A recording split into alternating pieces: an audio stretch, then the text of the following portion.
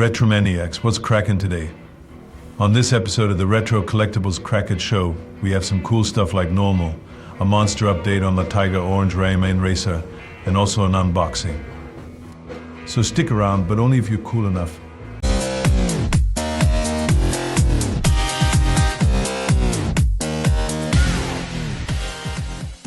Retro, don't forget I can totally head over to Centennial Wally Commando style and have a chat with the Centennial Night Scalper if you would like me to.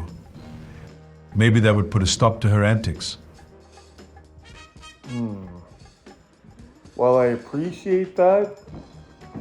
She's pretty bold. I don't see how you going down there without wearing any underwear, how that's gonna stop her antics. I appreciate it, but if you could think of any other plans, let me know. But you going down to that store underwearless, I don't think it's gonna change anything. We do have some cool stuff to show you that came in on a trade, and a big update on the Ramen Racer Tiger Orange, aka 1 of 12 scale General Lee. But we will save those till the end of the video. Right now we gotta crack it on this guy. 67 Corvette coupe, part of that 50th anniversary series like the last one. Let's get into it. Today on Crack It, the 67 Corvette coupe. Now the black one, I was a huge fan of. This one, I like the paint scheme on it. You guys know I don't like convertibles. The only Corvette that I did like this was a convertible, and it was a different year. The last video, the black one, was very nice. This is part of the same series for the 50th anniversary. And like I said, guys, the end of the video, we got an important update about the Ramen Toys Tiger Orange, aka 1 of 12 scale General Lee, that's en route to us to unbox.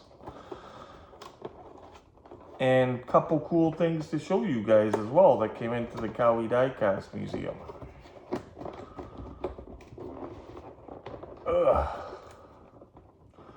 These Corvettes, I believe they were only open like once to inspect them. A lot of people do that. They'll open them once just to make sure everything's okay, because those tabs were kind of tough to open. But the boxes are really pristine.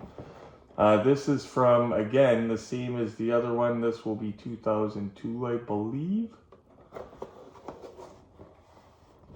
Yeah, 2002. Earlier than I expected it because of this box. Nicely done box for the 50th anniversary. It does have a short story on the back of the box, but it's the exact same as the story I read you guys last time.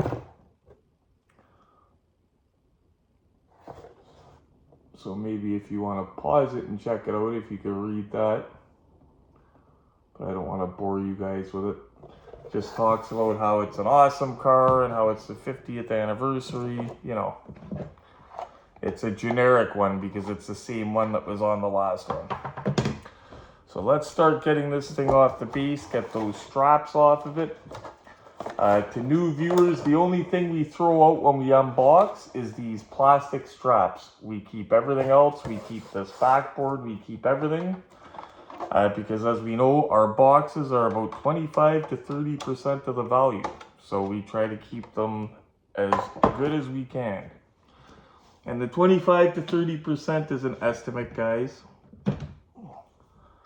That's what I estimated. Okay. Phillips screws, we know the earlier ones had flatheads and they switched to Phillips at some point. So if you got one and it doesn't have a box, or you're not sure the date of it, it's got flathead screws and it's never been off the base, or has been, but it's the original screws, and you know it's an early one.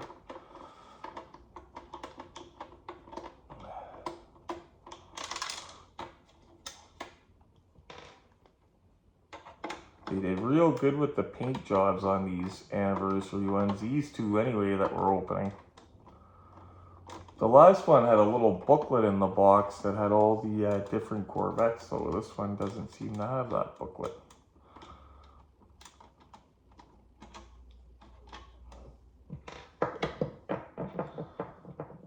Okay.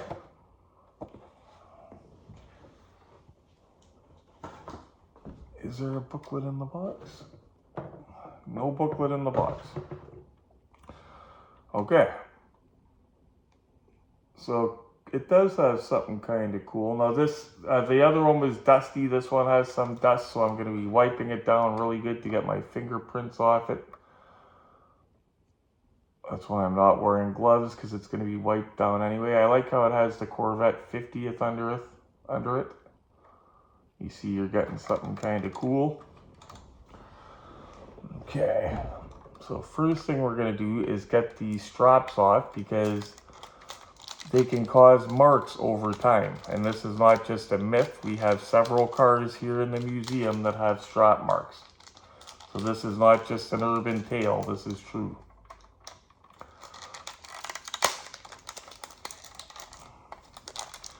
Again, this is the only thing we would throw out is these plastic straps. We keep everything else. We even keep the plastic moldings that might be in the box if it comes with moldings. Okay, so, oh, it's got a strap with the doors. We should have known that. Usually with straps, I suggest to go at them under the car, away from the paint, but sometimes you cannot do that, so you just have to be careful. There we go. Good, I could get it without like a knife. Don't like putting knife near paint.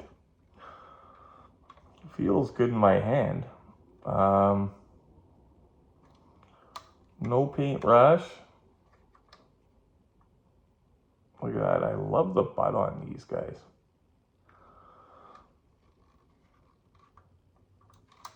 Like that this one has the side pipes on it too. The Stingray didn't have the side pipes. I know they're not the same cars, and I'm not a Corvette expert, guys. So we'll start at the back. No opening trunk. Doesn't have a trunk on this model that opens. A lot of Ertls, including the movie cars from this era, don't though, and we're okay with that. We've come to get used to that. So the interior, oh, that is nice too. And with these Corvettes from this 50th anniversary, or at least this one and the black one we did, I always say that you could take paint pens and touch up the interior, touch this up, touch that up. It's not needed here. As you could see, the door handles are done, the window cranks, all those little particulars are already done. You don't got to do anything yourself except enjoy. I tried to get a fox on film for you guys this morning, taking out some garbage. A big healthy looking fox ran over in between the garage and that. I stood there trying to get him, waiting for him to go. I didn't want to corner him in, obviously. Foxes aren't dangerous, but you don't want to corner them in because they'll bite you then, probably. But I couldn't get him, but maybe I will get him on tape for you guys. Healthy looking. Usually a lot of the coyotes you see they have mange and stuff. Foxes are skinny. This one was well fed. This is what I like about these cars, guys, and they did good with the headlights. They go up and down nice and smooth. Hear that click? No grinding, no sketchiness. Now the last one surprised us with what was under the hood, or surprised me. Anyway, I like that paint scheme. So, best for last, guys. Let's see what's under the hood.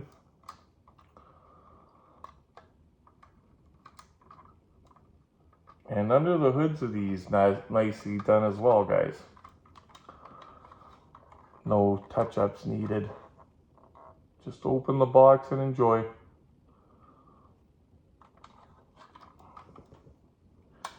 And I think, like the last one, this one's going to take darn nice pictures up on that look-see set. I think it's time for court. Retro's court. What do you guys say? Let's go! I've also got a useful tip. I've got a useful tip at the end of the video for you guys when you order stuff online. And actually a pretty funny story you gotta remind me to tell you. Mistaken identity, I thought somebody might have been breaking in here the other day. And you could probably picture the outcome. But I'll tell you about it at the end anyway. So again, one of my favorite features, these flip-up headlights. And the way they did them, no grinding, no sketchy, just click, click. Like we like that.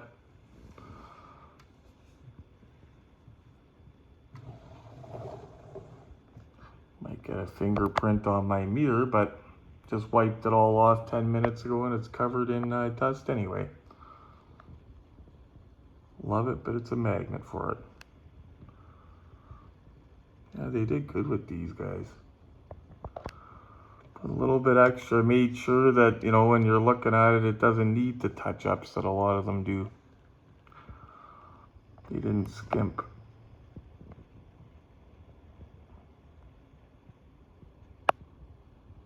Yeah, if you're a Corvette collector, you definitely want ones from this series.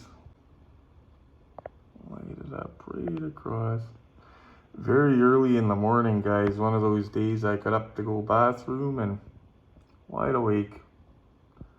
So that's why all the sun's here. Hopefully the sun's not glaring and ruining the video for you guys. It looks okay here. Best for last. Well, first time ever, almost an auto art butter hood, guys, and it's got like a little spring action on the end of it when you open it all the way. Very smooth. And don't worry, whatever we miss here, guys, will be lit right up in glamour shots. You guys know that. Yep, good job on the paint. And sometimes when you got cars that have different hoods and different type doors than the majority, they open kind of weird. Grinding, stuff like that. These are smooth. Yeah, definitely nice cars. I'm a Mopar guy, but we don't discriminate here. Again, not about just what I like, it's about what you guys like too, right? Not to mention, that's kind of a, well, to tide us over for a huge heavyweight that's going to be here any second now. Anyway, guys, I'm sure you know what time it is.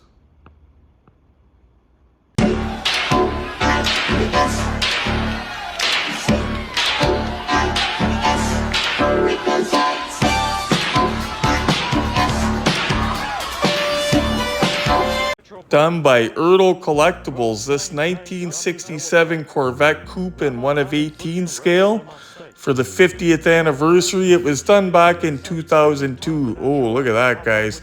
They made it a real looker with the paint scheme. All the cars from this set, all these Corvettes from this 50th anniversary set, pack a little bit extra punch. That last one we did in the beautiful black color, this one with the beautiful paint scheme. Interior's done good. Look at that. You don't need to add anything. No paint pen needed, as I usually say. That's got a cute butt. We know what's coming though, guys. Oh, look at that. Coming up though. We know. Oh, there it is, guys. Boom! That was awesome. One last look and then news and updates and cool stuff. And a funny story. We'll start out with the tip because it goes into an update. So I've already mentioned my friend Dave is good with ordering stuff, finding stuff on websites. He's like the guru of finding stuff on Amazon, hidden stuff. He's very good with stuff. So he knows a little bit about ordering stuff, right? Obviously. Well, a couple years ago, somebody showed me something. I showed him something today. So if you order something, and this goes into our update on this guy, Ramen Toys, our Ramen Racer 112 scale General Lee that's coming that we're going to unbox and any day now, okay? So let's say the company sends you an email that says it's shipped. Here's the tracking number. You could click here for tracking. You click there for tracking. In this case, it goes to that 17 and 1 or 17 and something tracking site, 17net, whatever it's called. But usually when it sends you to those generic tracking things, it gives very sparse information, like very basic. Like basically it left today, it's expected to be landing this day, right? So I know, because somebody showed me, you take your tracking number and plug it into a good tracking site. The one that I use is called Global Tracking. You just Google global tracking, make sure it's the proper global tracking site, punch your tracking number into there. It shows every stop, every scan. You'll know when the driver stops to take a poop. I sent it to Dave this morning, a screenshot of the updates, and he said, wow, did they email you or something? And I said, no. I said I plugged the tracking number into another website. And then when it seemed like he didn't know about it, I explained it to him. I sent him a link for the global tracking website that I use, and yeah, he plugged it in. So here's the update, guys. It was supposed to land in Canada today, at the destination port today. If you remember, I don't know if the port's in Toronto, Hamilton, Vancouver, I don't know what port, okay? But, so when you plug the tracking into the thing that they send you in the email, it just says the same thing. It's expected to land today. You plug it into my website, it shows that the package has landed and it's already been handed over to Uni, which is the delivery company that they use. It's kind of an odd name. Yeah, maybe they have a monobrow, like maybe all the drivers are monobrowed, I don't know, but that's the name of it. Anyway, guys, next time you track a package, you want good tracking information and it's not giving you it, plug it into an external website. I use Global Tracking. And that was the update on the Ramen Toys General Lee, guys. I could smell it any day now. So I'm going to show you some cool stuff. A couple of these items used to belong to me and a couple are for sale. They do not belong to me. They belong to a friend of mine. He doesn't want to ship them, and frankly, neither do I, just because the breakable nature of it and all that other stuff. Not to mention, I don't want to say I'm going to ship you something and then I'm busy and it takes me 6 months to ship it. Well, it wouldn't take 6 months, but it would take me a few days to ship it. And I know this, so I try to avoid shipping. Not every item's for sale, but a couple of them are for sale. This one's not for sale. It used to belong to me. Take it out, have a closer look. I got asked about the little easel thing, the little miniature painting thing that I put the cars on. See that? Dollar Tree in the arts and crafts. This is a custom that I bought like 3 years ago. And eventually I ended up hooking my buddy up with it. And he hooked Glenn up with it. By a guy named Scullywood Customs. As much as I hate eBay, guys, it's an awesome place to look at custom work and custom stuff. This one was reasonably priced, I thought, so I ordered it. Totally custom. You guys know I love Zamex. I used to have a huge collection of it. Anybody wondering, Zamex means, I guess, unpainted, whatever. That bare finish. Hot Wheels has Zamex stuff. Yeah, it just has a cool look to it. And the back is kind of cool. It just tells the guy's story about his passion for cars. Could be one of us. Could be somebody that watches my videos even. Just the story that he tells about it. But check that out if you want to pause it and read it. And safely back into the Grail Saver by Herod Industries. The Grail Saver Protector. Here's another one not for sale, guys. This is one that I plucked out of the store. I might have even did it on video.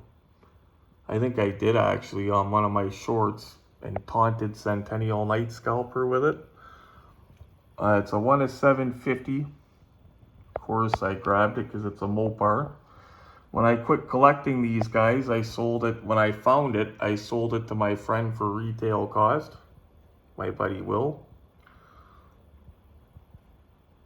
I was just telling Hemi Nate the other day, that's the system that I use. I do not pay markups and I don't charge markups. Like If I found a chase like that and Nate wanted it, for example, he would pay retail costs for it.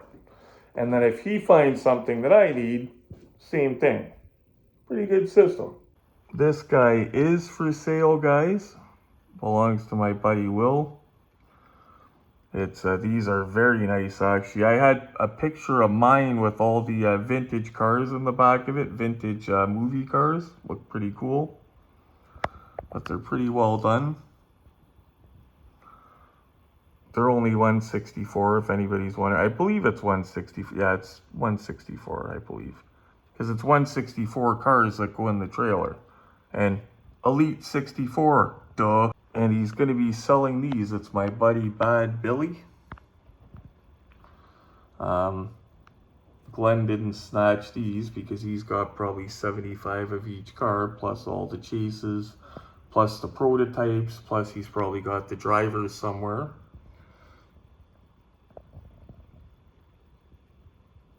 They are nicely done though, and I like that they come on the plastic card as well.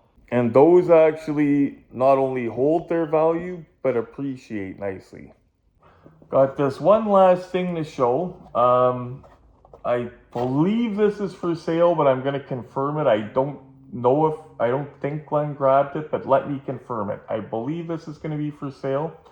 You guys know what that is, Little Red Express, so obviously, right? M2 machines, they don't usually come in a box like this when you see them at Walmart. This is, I believe it was an exclusive set.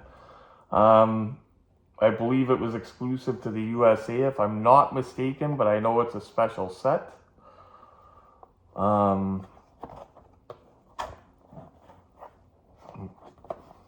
Is it sealed still? Oh no, okay, it's been open.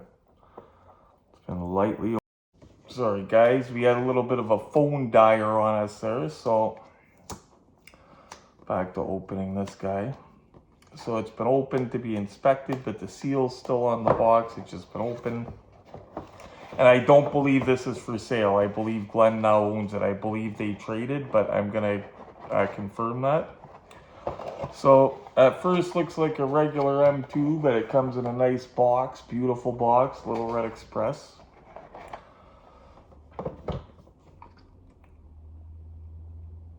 And I believe it's 1,480 pieces worldwide. So it is way more limited than a regular one, which would be like 5, 6, 8,000 pieces. I believe this has the elephant motor. Like if you were to open it up, break the seals, open up the hood, it's not your regular Little Red Express motor.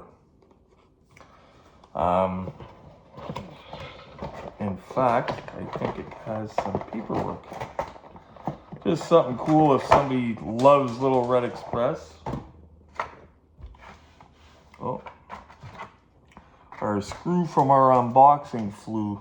Good thing we have clean floors and a flashlight. I'll find it. Okay. It looks like paperwork on the bottom, but is it? Nope. Good thing I didn't start prying it up. It's just a little piece of cardboard to like make it not look plain. Cool touch. But yeah, anyway, it does come with the elephant motor, or I believe it's the elephant motor, pretty sure. And this one I'm 99% sure is not for sale because I believe Glenn traded for it and owns it. But if it is for sale, I will let you guys know.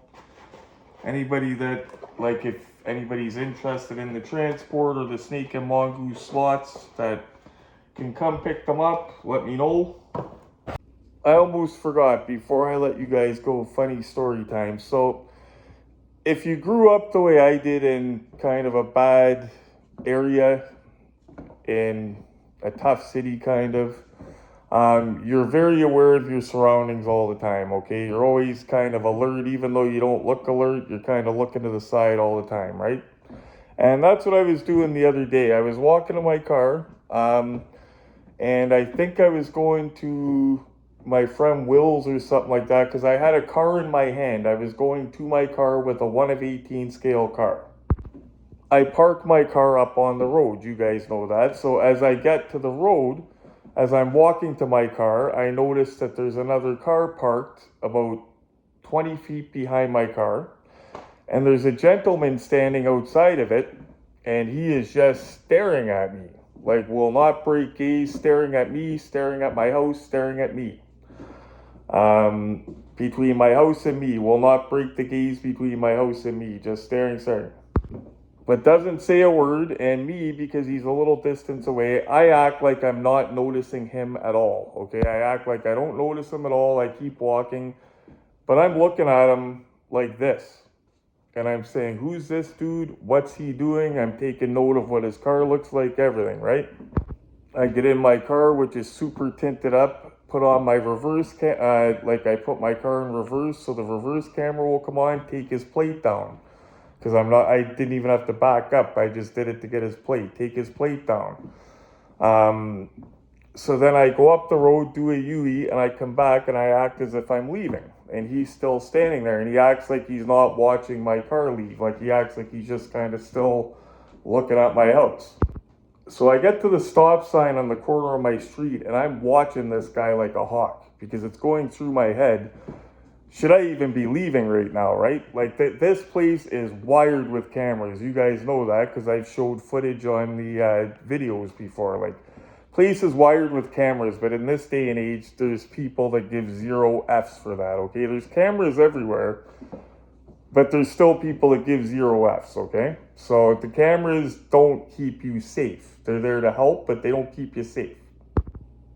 As I take off from the stop sign and I'm going left, as soon as I start going left, this dude all of a sudden starts moving. He's mobile now.